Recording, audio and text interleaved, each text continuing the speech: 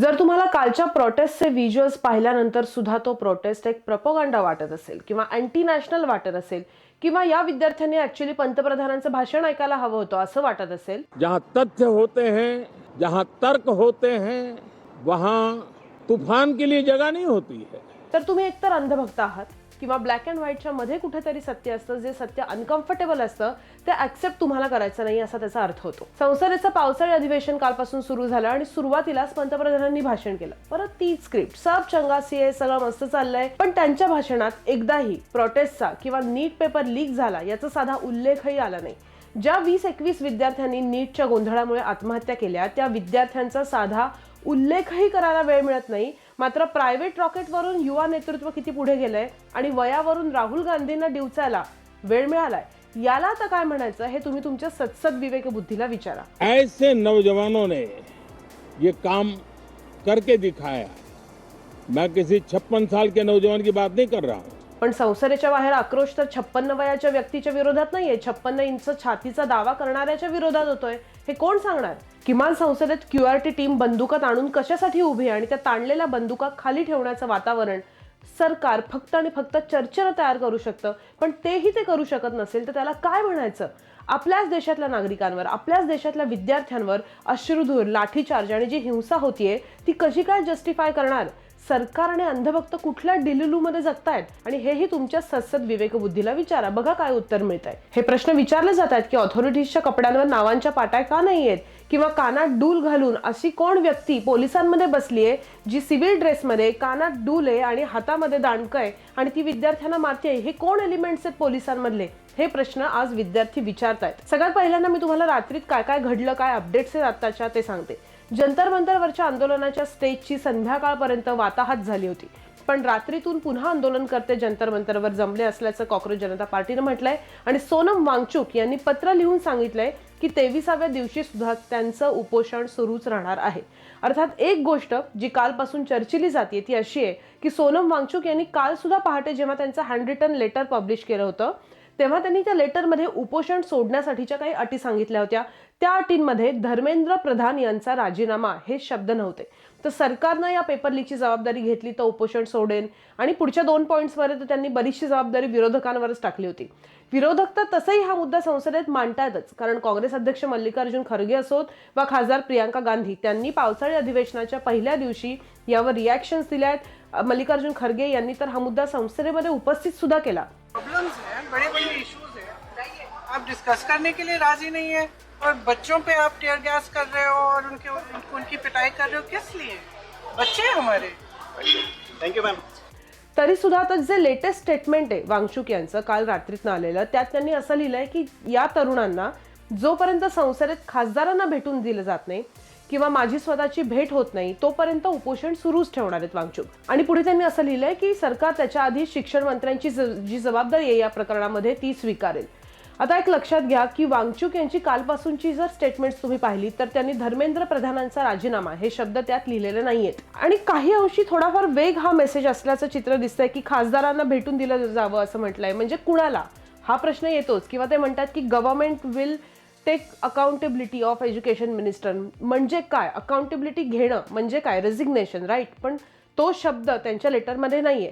तर हा जो अर्थ काढण्यासाठी स्कोप ठेवला गेलाय तो वेगनेस सीजेपीची मर्यादा आहे आणि ते कशी ते मी तुम्हाला पुढे सांगते। पण त्याच्या आधी अजून काही अपडेट सांगते की JP नड्डा हे काल सीजेपीच्या स्पोक्सपर्सन्सना भेटले, पण ती भेट द्यायला सुद्धा त्यांनी 3 तास ताटकळत ठेवलं असं सीजेपीचे प्रवक्ते सौरभ दास आणि आशुतोष रांका यांनी म्हटलंय। आता तुम्ही JP नड्डा यांचं ट्विट तुम्हाला दाखवते, त्यांच्या ट्विटची भाषा बघा। ते काय म्हणतात ट्विटमध्ये, सकाळी पहिल्यांदाच आंदोलकांनी सरकारला बातचीत करण्यासाठी प्रपोजल दिलं, म्हणजे त्याचा अर्थ आधी कधी आंदोलक अप्रोचच झाले नव्हते सरकारला असा होतो, राईट? पण जेव्हा इंडियन एक्सप्रेसनी सोनम वांगचुक यांच्याशी संवाद साधला होता त्यावेळेस पण ते हे म्हणले होते किंवा आंदोलकही हेच म्हणत होते की सातत्यानं आंदोलकांकडनं अपील सरकारला होतच होतं, पण सरकारची आता भाषा अशी आहे की आंदोलक आमच्यापर्यंत सगळ्यात पहिल्यांदा कालच सकाळी आले बातचीत करण्यासाठी आणि यानंतर आता सिनियर्सशी बोलून we will get back to you असं JP नड्डा या प्रवक्त्यांना म्हटल्याचं कळतंय। सीजेपी कडून नड्डा यांना जे पत्र दिलंय त्याच्यात 3 मागण्या आहेत. सोनम वांगचुक यांची हॉस्पिटलमधनं सुटका. तर सुटका का म्हणतायत, त्यांना रिलीज करा असं का म्हणतायत, हे मी मागच्या एपिसोडमध्ये सांगितलंय. कशा पद्धतीने सोनम वांगचुक यांना हॉस्पिटलमध्ये ठेवलं गेलंय, त्याच्यावर हायकोर्टमध्ये काय ड्रामा झालाय, हे सगळं आधीच्या एपिसोडमध्ये मी तुम्हाला एक्सप्लेन केलंय. तर सीजेपीच्या या 3 मागण्या आहेत की सोनम वांगचुक यांची सुटका करा तिकडून, त्यांना सोडा तिकडून, धर्मेंद्र प्रधान यांचा राजीनामा. म्हणजे सीजेपीच्या लेटरमध्ये धर्मेंद्र प्रधान यांचा राजीनामा हा मुद्दा अजूनही आहे, आणि आत्महत्या केलेल्या मुलांच्या कुटुंबियांना आर्थिक मदत. आता लक्षात घ्या की सरकार झुकलं, सरकार चर्चेला तयार झालं, हा जर कुणाला आशेचा किरण आत्ताच्या घडीला वाटत असेल तर तो खरंच तसा आहे का असा प्रश्न पडावा, अशी अजून एक शॉकिंग बातमी नुकतीच इंडियन एक्सप्रेसने दिलेली आहे. ती आता तुम्हाला सांगते. इंडियन एक्सप्रेसच्या डेप्युटी एडिटर लीज मॅथ्यू यांची ही बातमी आहे. त्या स्वतः संसदेमध्ये होत्या, त्यांनी त्यांच्या इंटरव्ह्यूमध्ये पण या बातमीबद्दल बरंच विस्ताराने सांगितलंय, ते मी तुम्हाला थोडक्यात सांगते. त्यांनी असं लिहिलंय की एका सिनियर मंत्र्यानं, बीजेपीच्या एका सिनियर मंत्र्यानं इंडियन एक्सप्रेसला असं सांगितलंय की आंदोलन तर आता खरं तर संपलंय, हे रिअल विद्यार्थी नाहीच आहेत, खरे विद्यार्थी आता आंदोलन सोडून परत कॉलेजमध्ये गेलेत कारण परीक्षांचे निकाल लागलेत, आणि आता जे उरलेले विद्यार्थी आहेत आत्ता ते रिअल स्टुडंट्स नाही आहेत, तर फक्त मुद्द्याचं राजकारण करू पाहणारे आहेत, पॉवर हंग्री आहेत, त्यांना पॉवर हवी आहे, म्हणजे इन शॉर्ट त्यांना सत्ता खाली खेचायची, असं एका मंत्र्यानं इंडियन एक्सप्रेसला सांगितलं, अशी ही बातमी आहे. संसदेच्या आत काही केंद्रीय मंत्र्यांची एक महत्त्वाची बैठक झाली, त्यात धर्मेंद्र प्रधान, भाजपचे अध्यक्ष नितीन नवीन आणि इतर काही मंत्री एकत्र बसले, आणि त्या बैठकीनंतर धर्मेंद्र प्रधान बाहेर आले तेव्हा त्यांनी एक असा दावा केला की आंदोलन आता संपलंय. पण त्याच वेळेला त्यांनी एक गोष्टही स्पष्ट केली की ते म्हणले की जे.पी. नड्डा यांनी विद्यार्थ्यांची बाजू ऐकून घेतली खरी, पण त्यांच्या कोणत्याही मागण्या सरकार मान्य करेल असं एकही आश्वासन आम्ही दिलेलं नाही. कळतंय का, हे सगळं एका पत्रकाराशी हे मंत्री संसदेमध्ये काल बोललेले आहेत. ही बातमी छापून आली आहे. म्हणजे विद्यार्थ्यांशी चर्चा झाली आहे पण सरकारनं अजूनही मागण्यांवर होकार दिलेला नाहीये. सरकारला किती त्यांच्या इमेजची ऑप्टिक्सची पडली आहे बघा.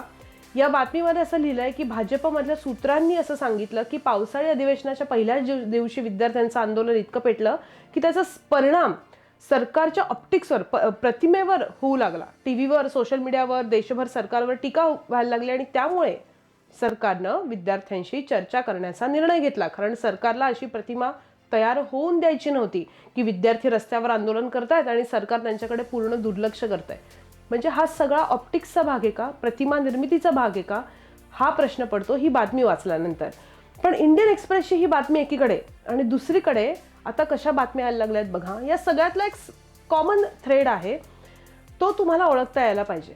या मॉन्सून सेशनमध्ये सरकार prevention of insults to national honour amendment bill आणणार आहे. या विधेयकानुसार वंदे मातरमचा जाणीवपूर्वक अपमान करणं हा फौजदारी गुन्हा ठरेल. म्हणजे हा कायदा जर मंजूर झाला तर अशा प्रकरणांमध्ये डायरेक्ट गुन्हा दाखल करून 3 वर्ष जेलमध्ये काढावी लागणार आहेत, आणि यासाठी सरकार 1971च्या prevention of insults to national honour ॲक्टमध्ये बदल करणार आहे. सध्या या कायद्यानुसार तिरंगा, भारतीय संविधान आणि राष्ट्रगीताचा अपमान झाला तर 3 वर्षांपर्यंतच्या तुरुंगवासाची तरतूद आहे. आता सरकारला या यादीत वंदे मातरमचाही समावेश करायचा आहे. Read between the lines. योगायोग असो किंवा राजकीय रणनीती, पण भारताच्या राजकारणात हे चित्र अनेकदा दिसतंय. एखाद्या सामाजिक किंवा विद्यार्थ्यांच्या प्रश्नावर देशभर चर्चा सुरू असताना त्याच काळात राष्ट्रध्वज, राष्ट्रगीत, वंदे मातरम किंवा इतर राष्ट्रीय प्रतीकांशी संबंधित मुद्दे पण चर्चेच्या केंद्रस्थानी आपोआप येतात, आणि त्यामुळे सार्वजनिक चर्चेचा जो फोकस फक्त आंदोलनाच्या मागण्यांपुरता राहत नाही. राष्ट्राभिमान, राष्ट्रीय प्रतीकं आणि राष्ट्रवाद यांच्यावर पण मोठी चर्चा सुरू होते. आता राहिला एक शेवटचा प्रश्न, जो मी मगाशी तुम्हाला म्हणलं होतं की मी एक्सप्लेन करते की सोनम वांगचुक यांची जी भूमिका आहे मागच्या 2 दिवसात त्यांनी हँडरिटन नोट्समधनं जी घेतली आहे, त्यामुळे सीजेपीच्या मर्यादा दिसतात का, किंवा अशी गोष्ट तर बरीच सोशल मीडियावर चर्चिली जाते. लक्षात घ्या, काही जण असं म्हणतात की काँग्रेस पण विद्यार्थ्यांच्या प्रश्नावर लढत होती, पण त्यांचा फोकस बदलण्यासाठी, विद्यार्थ्यांचा फोकस बदलण्यासाठी किंवा काँग्रेसवरचा फोकस हलवण्यासाठी सीजेपीला पुढे केलं जात आहे.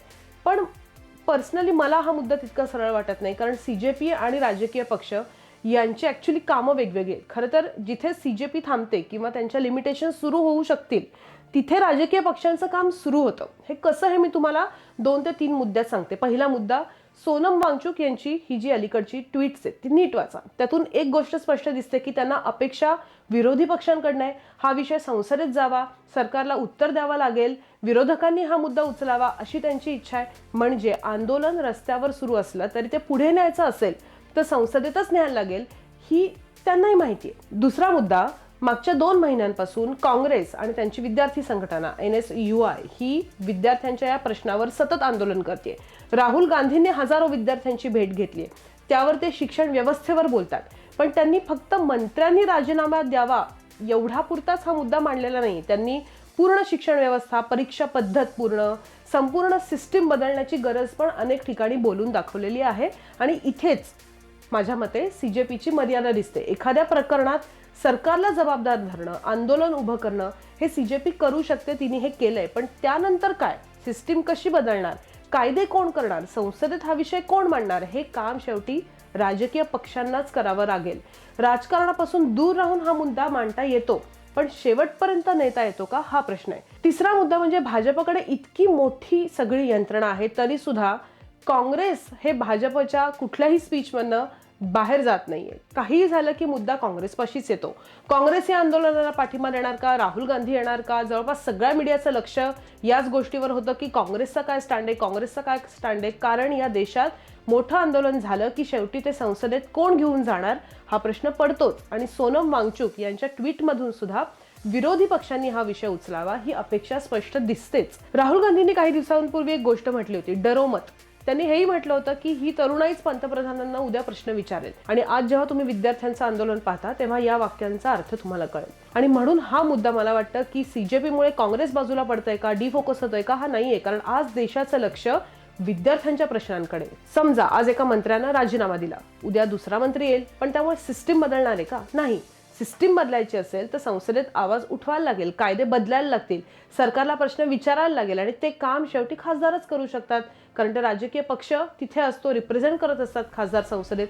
आणि म्हणून पुढे जाऊन आंदोलकांचा विश्वास कोणत्या राजकीय पक्षावर आहे याची चर्चा नक्की होईल, पण तो आज विषय नाहीये. आजचा विषय की विद्यार्थ्यांचा हा जो राग आहे, त्यांच्या ज्या मागण्या आहेत त्यांना न्याय मिळणं आहे. विद्यार्थी इतक्या मोठ्या संख्येनं रस्त्यावर मार खात आहेत, रस्त्यावर उभे आहेत, त्यांच्या काही मागण्या आहेत. हे जे आहे हे अनकम्फर्टेबल ट्रूथ आहे आणि हे नाकारता कामा नये आजच्या घडीला. कारण सुरुवातीलाच या आंदोलनाला राजकीय रंग देऊन त्यांच्या मागण्या नाकारल्या तर नुकसान हे विद्यार्थ्यांचंच होईल. आणि म्हणून आधी त्यांच्या मागण्या ऐकल्या पाहिजेत, त्यानंतर हा लढा संसदेत कोण पुढे नेतो यावर चर्चा झाली पाहिजे. तुम्हाला काय वाटतं कमेंट बॉक्समध्ये नक्की सांगा.